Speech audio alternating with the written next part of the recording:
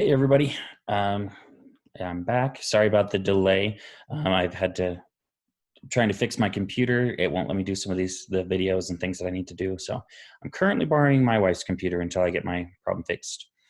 Anyway, we're going to continue with our discussion from where we left off. We talked about slavery in general a lot more last time. This time, we're going to focus a lot more on just the United States element of it and kind of some of the changes that happened there. Um, so we'll just get right into that. So one big problem that we had here is, remember, a bunch of people had come for free land and or cheap land, and many of them had gotten a lot of land because there was a lot of land available here. So some of these families ended up accruing a lot more land than they could actually farm themselves.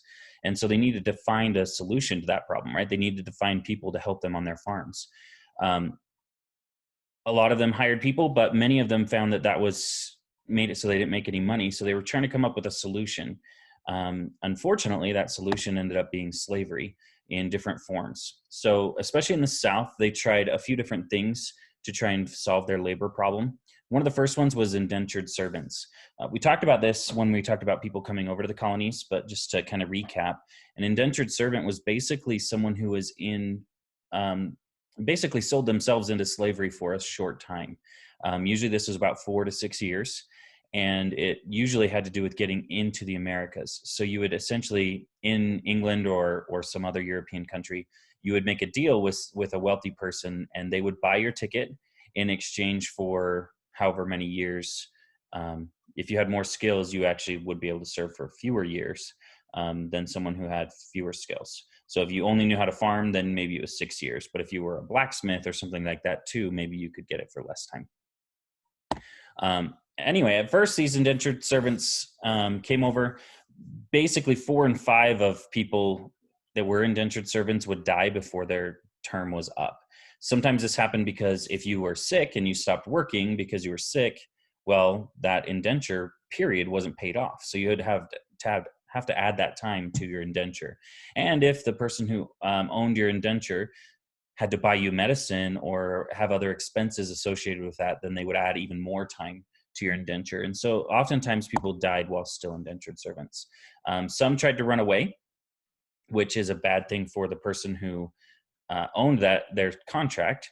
That creates more of a problem with indentured servitude. So a lot of them die from illness and overwork, but some of them escaped. So it's not really a great solution to the labor problem. Many people tried to use Native American slaves as solution for the labor problem, but there were a few problems with this. A lot of the Native Americans, especially as they came in contact with Europeans regularly during, like illness seasons and stuff like that, they would end up dying of disease. They didn't really have as many immunities to diseases, so even if they survived one disease, the next one might come along and kill them anyway.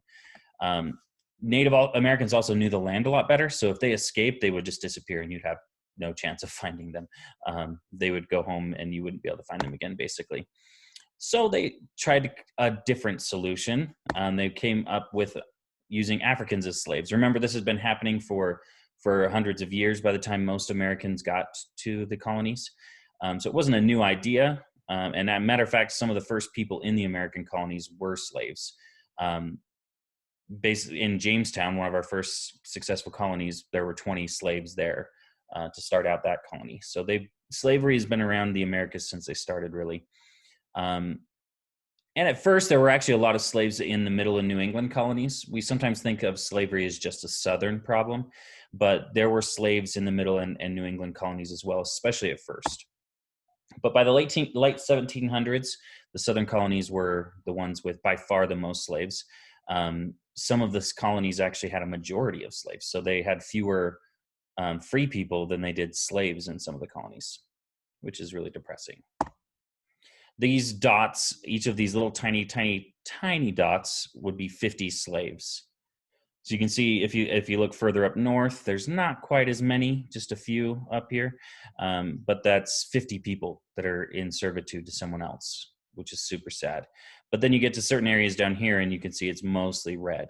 It's a lot of slaves down further south. So Africans end up being used as the solution to the labor problem for a few reasons. They were not familiar with the land, so if they escaped, they basically would end up generally going to a city or some other place to try and hide there, but they would be found out largely because it's pretty easy to identify a slave, right? They're black. So they would, if there was a black person that was wandering town and no one knew who they were, they would oftentimes be arrested and assumed that they were slaves, even when they weren't. There were free black people in the Americas. There weren't that many of them compared to how many were enslaved, and they were mistreated as well. But because of the color of their skin, it was pretty easy to see a runaway slave compared to like Native Americans, for example. However, one other good thing for the slaveholders, which obviously is a terrible thing for the slaves, but there's no contracts with a slave, black slave. So you basically could keep them forever. And they even, if they had children while they were in your employ, you got that child as a slave as well. The way that worked, because sometimes there would be relationships that would form between slaves on neighboring plantations. So two slaves would fall in love and start a family together. The slaves the children belonged to the owner of the mother of those children. So if they had kids, the slaveholders were happy. They had more slaves. It's a pretty terrible thing. A lot of black people actually, a lot of these slaves refused to start families because they didn't want to have children be born into that. Plantations were pretty harsh in some situations, but not too bad in some situations. I mean, these people were enslaved. That's awful. First off, there's no denying that. But some were treated better than others. So there's kind of a fine line that slave masters would take. If you beat your slave to the point that they can't work, then you still have to feed them and they can't work. So that costs you money. But if you don't beat them when they do something wrong, then there's a chance that all the other slaves will start to do something wrong too. And so there was kind of a fine line that slaveholders generally tried to walk. But slaves were super expensive. I mean, we sometimes think of them as the cheap solution to labor, and they are in the long term, but they're not cheap to replace. So slaveholders, we sometimes hear horror stories of slaves being killed in front of other people, in front of the other slaves to, prove a point or be an example. But that didn't happen all that often because you didn't want to lose your slaves. They were so expensive. They were so valuable. So they basically would try and punish them to the point that they wouldn't do that again, but they would still be able to work, which is why whippings were so popular. So you can see this guy on the left here, some terrible, terrible scars. This is a famous picture. But those scars are from all of the whippings that he received for doing things badly. Now, if you got whipped, if you were whipped this badly, he probably spent a couple of weeks not being able to work. If this all happened at once, I'm not sure. But if you got a couple of lashes, it would hurt so bad. You might be out a day, but you would definitely be hurting for weeks.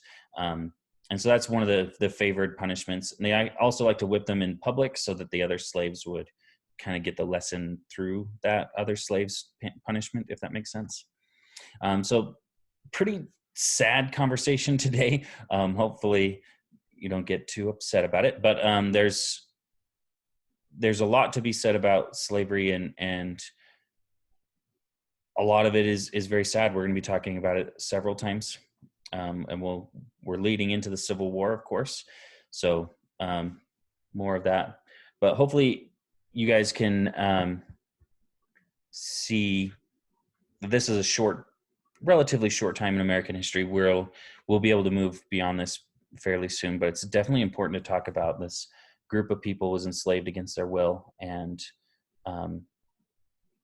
treated horribly like animals. Definitely not acceptable, and something that we learn about so that these mistakes aren't repeated, right? So we'll have more of a conversation tomorrow. Make sure you do your homework. I'll be posting that along with this video. Awesome. Thanks, guys. Have a great rest of your day.